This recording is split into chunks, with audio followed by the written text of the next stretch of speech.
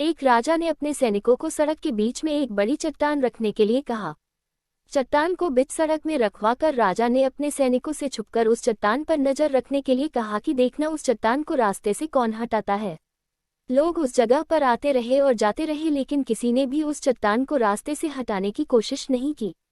उस चट्टान के पास से लोगों के गुजरने वालों में राजा के कुछ करीबी लोग और शहर के बड़े व्यापारी भी शामिल थे, और उनमें से कुछ लोग तो राजा को ही कोसने लगते कि क्या राजा इस चट्टान को भी रास्ते से नहीं हटवा सकता।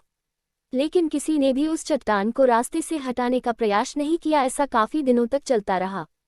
एक दिन एक किसान अपनी सब्जियों के साथ उधर से गुजर रहा था। उसने चट्टान को रास्ते में पड़े देखा और सोचा कि सबको इस चट्टान की वजह से कितनी तकलीफ हो रही है। उसने अपनी मजबूत लाठी से उस चट्टान को एक तरफ धकेलने की कोशिश शुरू कर दी। काफी कोशिश के बाद वह उसे सड़क से हटाने में कामयाब हो गया।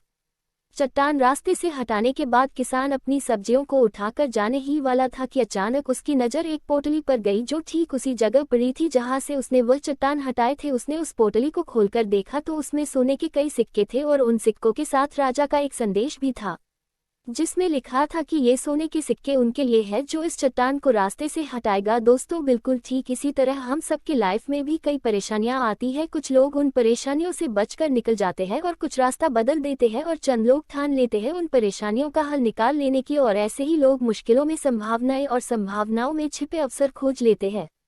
मजबूत इरादे और नेक दिल के साथ किए गए कोशिशों के परिणाम हमेशा ही अच्छे आते हैं। इसीलिए जीवन की परेशानियों से घबराओ मत, बल्कि उन परेशानियों को हल करने की कोशिश करते हुए जीवन सफर में आगे बढ़ते रहो।